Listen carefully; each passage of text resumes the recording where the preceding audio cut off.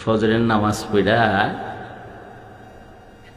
সূর্য ওঠার আগে 10 বার, আর মাগরিবের আগে সূর্য ডুবার আগে 10 বার।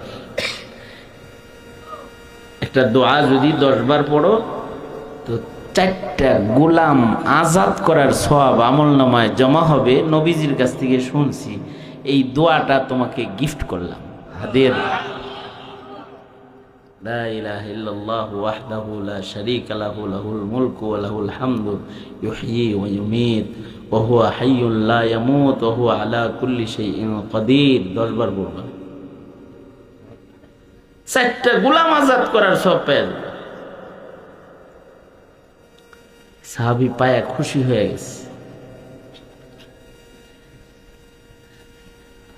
আরেক সাহাবী নবীজির কাছে আসছে, নবীজির কাছে বসে রয়েছে, তো নবীজি দুঃখ করতেছে, হায় অমুকে আমাকে খুব কষ্ট দিচ্ছে, অমুকে খুব কষ্ট দিচ্ছে। নবীজি দুঃখ করতেছে। তো এই সাহাবী যার নাম লয়ে নবীজি দুঃখ করছে, সাহাবী তরবারিটা লইয়া ওইটার গর্দান আনার লেগে চলে গেছে। কাফের গর্দান আনতে চলে গেছে। হাদিসে আছে, খোঁজ খবর নিয়ে একেবারে জায়গা মতো মরুভূমিতে চলে গেছে। দেখে বেলাইছে যে ওই তো ওরে তো দেখা যায়। তো এখন ওর দিকে দেখেই যদি দৌড়ানি দেয় তাহলে ও তো বুঝবো যে আমার ধরতে আইছে, আর ওর হাতেও তরবারি আছে, ওর হাতেও তরবারি, তাহলে যুদ্ধ লেগে যাব। কৌশল অবলম্বন করছে, আস্তে আস্তে হাঁটে, ও হাঁটে, এও হাঁটে, ও হাঁটে। বাবু সলাতি তালিবি ওয়াল মাতলুব, এই শিরোনামে মুহাদ্দিসিনরা এই ঘটনা আনছেন। মানে আশ্চর্য এক নামাজ পড়ছে এই সাহাবী, আজব নামাজ। দুনিয়াতে এরম নামাজ যদি আমাগরে পইরা কোন অলি বুজুর্গ দেখাইতো তো আমরা সবাই মিলা তার মুরিদ হয়ে যেতাম। সাহাবী নামাজ পড়তেছে কেমনে?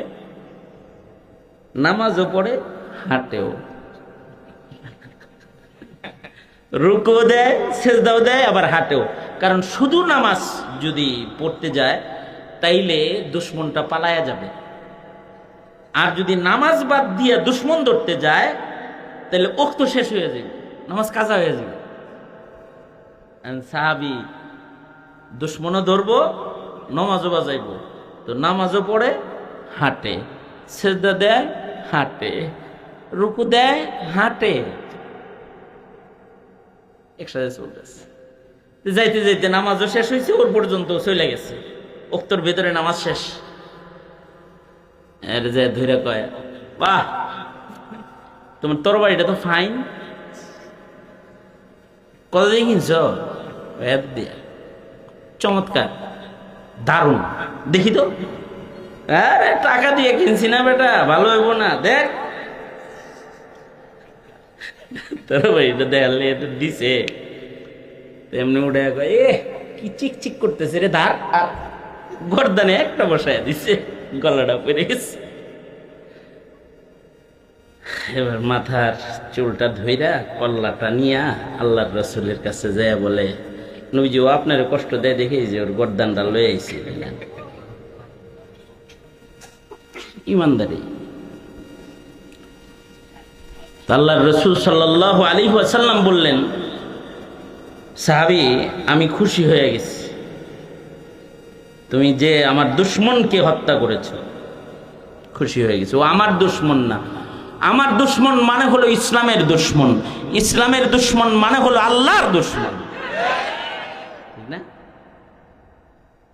আল্লাহর দুশমন ইসলামের দুশমনের সাথে কোনো দোস্তি নেই। কে? হ্যাঁ হ্যাঁ,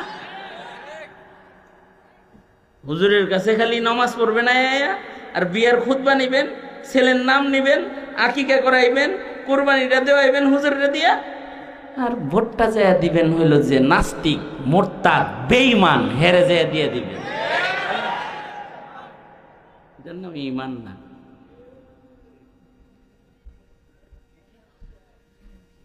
আল্লাহর রাসূল সাল্লাল্লাহু আলাইহি ওয়াসাল্লাম খুশি হয়ে গেছেন। আল্লাহর রাসূল বললেন কি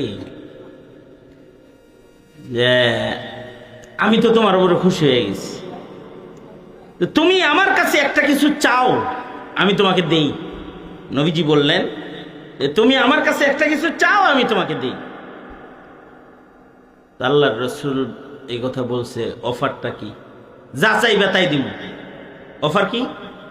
তুমি যা চাইবা তাই দিব। আম করে যদি কইতো, কইতাম যে স্বর্ণ দাও 2 কেজি 3 কেজি, অথবা দুনিয়ার একটা কিছু চাইয়া বসতাম। কারণ আমাদের নজর এক জায়গায়, সাহাবীর নজর তো আর এক জায়গায়। সাহাবী বললেন বেশি কিছু লাগবো না আল্লাহর নবী, আপনার হাতের এই লাঠিটা আমারে দেন, লাঠিটা চাই। তুমি ছোট্ট একটা জিনিস না, লাঠি দিয়ে দিছি। কিন্তু ঘটনা হইল সাহাবী এই লাঠি নিয়া বাড়িতে গেছে। বাড়িতে যে এটারে সুন্দর করে মখমল দিয়ে পেঁচাইয়া আতর গোলাপ মাইখা সন্তানদের ডাক দিছে।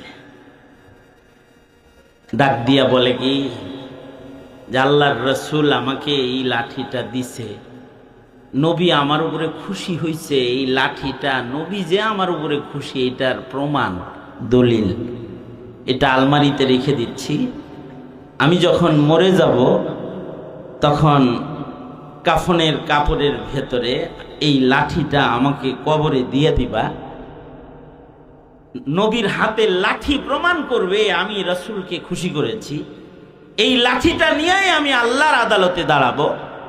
এই লাঠি প্রমাণ করবে যে আমি রাসূলকে খুশি করেছি। যে রাসূলকে খুশি করেছে আশা করা যায় আল্লাহ তাকে খুশি করে দেবে।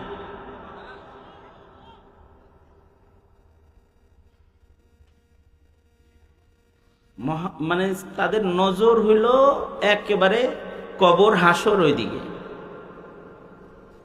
আমাদের নজর ভিন্ন। আরেক সাহাবী আসছে, এই এটা শেষ কথা। আরেক সাহাবী আসছে নবীজির কাছে, আয়েশা বললেন নবীজিরে খুশি করছে কোনোভাবে। নবীজি বললেন আমি তোমার উপরেও খুশি, তুমি যা চাও তাই দিব তোমাকে, চাও আমার কাছে একটা কিছু চাও। এই সাহাবী আবার লাঠি মাটি চায় না, সরাসরি নবীজিকে চাইতেছে। সাহাবী বলতেছে যেহেতু আমি যা চাই তাই দিবেন, রিফাকাতুকা ফিল জান্নাহ, আমি আপনার সাথে আল্লাহর জান্নাতে থাকতে চাই। আল্লাহর রাসূল বললেন অনেক বেশি বড় জিনিস চাই ফেলাইছে, আরেকটু ছোট চাও। কারণ আমি নবী, আমার সাথে জান্নাতি রেফাকাত চাও। তুমি উম্মত আর আমি হল নবী, আর আমার জান্নাতি রেফাকাতটা তুমি চাও, এটা তো বেশি বড় হয়ে গেছে, আরেকটু ছোট করে গেছো চাও।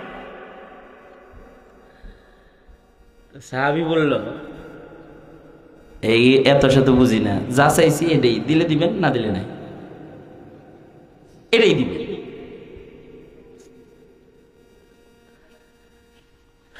আল্লাহর রাসূল বললেন ঠিক আছে যাও আমার সাথে জান্নাতে থাকবা, তবে আলাইকা বিকাসরাতি সুজুদ, বেশি বেশি নামাজ পড়বা, যত সেজদা বেশি দিবা তত বেশি কাছে থাকবা আমার। তোমার জীবনে সেজদা যত বেশি হবে রেফাকাতের এরিয়াটা তত কাছে হবে। এ কারণে ১.৫ লক্ষ সাহাবীর একটা গুণ, নবীর ১.৫ লাখ সাহাবীর একটা গুণ হইল ফি উজুহিহিম মিন আসারিস সুজুদ, সাহাবীদের চেহারায় সেজদার দাগ। বর্ণনাটা কার? জোরে বলেন, এই বর্ণনাটা কার? ফি উজুহিহিম মিন আসারিস সুজুদ, সাহাবীদের চেহারায় সেজদার দাগ। আমাদের চেহারায়,